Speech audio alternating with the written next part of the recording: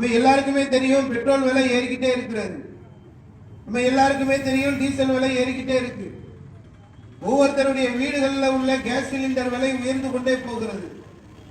விலைவாசி விண்ணை முட்டி கொண்டிருக்கக்கூடிய இந்த சூழ்நிலையில் நாட்டுடைய வளர்ச்சியில் அக்கறை செலுத்த வேண்டிய ஒன்றிய அரசு அதை பற்றியெல்லாம் கவலைப்படாமல் எப்பொழுது பார்த்தாலும் முஸ்லிம்களை மட்டுமே வைத்து முஸ்லிம்களை பார்த்து மட்டுமே கவலைப்பட்டுக் கொண்டிருக்கக்கூடிய ஒரு அவல நிலை இந்த இந்திய தேசத்திற்கு ஏற்பட்டிருக்கிறது.